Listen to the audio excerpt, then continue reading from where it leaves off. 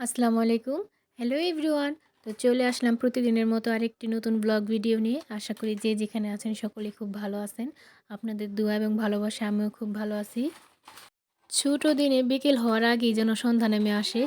যে কারণে রাতে একটু কাজ গুছিয়ে রাখলে দিনের বেলা একটু অবসর সময় পাওয়া যায়। আর শীতের দিনে সকালে মোটরের পানি নাড়তে গেলেও একটু কষ্ট হয়ে যায় ঠান্ডা, ঠান্ডা। এতে শরীর অসুস্থ হয়ে পড়ে তাড়াতাড়ি। যে কারণে রাতে মোটরে পানি উঠায় আমি গরম, গরমই থালা বাসনগুলো ধুয়ে ফেলতাছি। আর যাদের ঘরে বাচ্চা আছে তাদের মনে হয় কাজ শেষই করা যায় না। একটার পর একটা কাজ লেগেই থাকে। আর শীত আমার একদম পছন্দ না। আমি শীত সহ্যই করতে পারি না। গরম আমি যেমন তেমন কাটিয়ে দিতে পারি। কিন্তু শীতটা আমার জন্য অনেকই কষ্ট হয়ে যায়। তবে শীতের সকালটা খুবই সুন্দর। সকালে আলসি ভেঙে উঠলেই হয়। শীতের যে কুয়াশা ভরা সকালটা সেটা দেখতে খুব ভালো লাগে। আর ঘরের ভিতরে সিঙ্ক থাকলে এটাই একটা সুবিধা আছে যে যখন করে এটা তখনই সাথে, সাথে পরিষ্কার করে ফেলা যায়। আর এটার জন্য নোংরা বাসনগুলো কম জমে ঘরের মধ্যে। এই তো কথা বলতে, বলতে আমার এগুলি মাজা হয়ে গেছে। এখন এটা আমি পানি দিয়ে পরিষ্কার করে ধুয়ে নিব। বিয়ের আগের শীত আর বিয়ের পরের শীত অনেকটাই তফাৎ আছে। বাবার বাড়িতে শীত কাটানোর মজাই আলাদা, যেটা শ্বশুর বাড়িতে পারা যাবে না।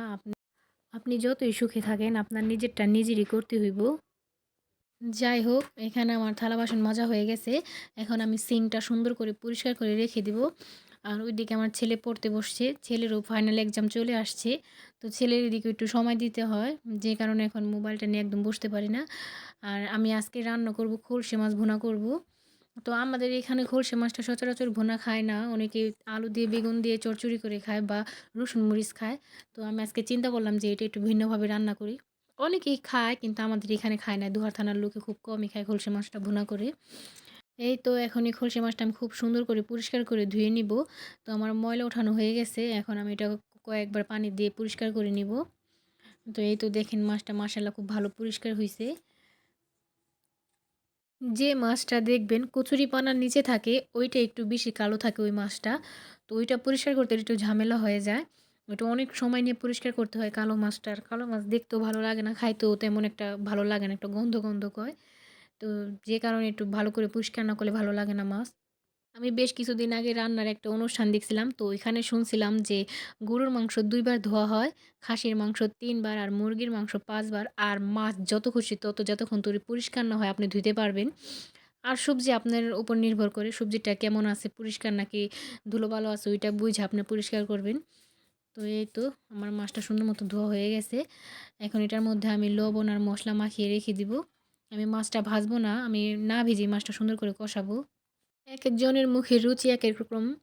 তো কেউ মাছ ভেজে খেতে পছন্দ করে, আবার কেউ মাছ ভাজা খায়। আমি আবার সব মাছ ভেজে খেতে ভালো লাগে না। তো এই তো এটা আমি আজকে ভাজাই রান্না করব। তো এটা এখন মাখানো হয়ে গেলে এখানে আমি পেঁয়াজ মরিচ দিয়ে দিছি।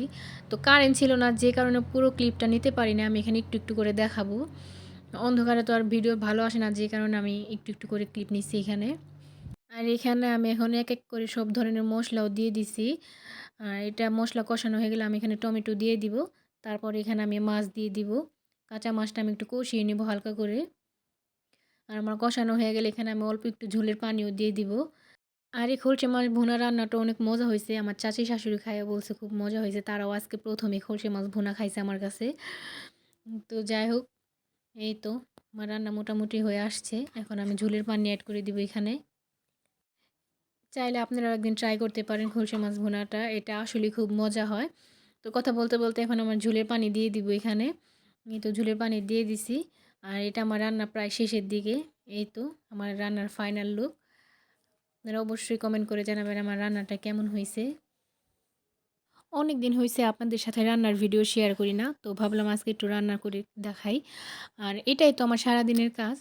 তো যাই হোক, আজকে আমার এই ছোট্ট মিনি ব্লগটা আপনাদের কাছে কেমন লাগলো অবশ্যই কমেন্ট করে জানাবেন। আর ভালো লাগলে অবশ্যই আমার চ্যানেলটি সাবস্ক্রাইব করে পাশে থাকবেন এবং পাশে থাকা বেল আইকনটি প্রেস করে অল অপশনে ক্লিক করে দিবেন যাতে আমি পরবর্তীতে ভিডিও দিলে সবার আগে নোটিফিকেশনটি আপনার কাছে পৌঁছে যায়। তো আমার ছোট্ট মিনি ব্লগটি আজকে এই পর্যন্তই। সবাই ভালো থাকবেন, সুস্থ থাকবেন। আল্লাহ হাফেজ।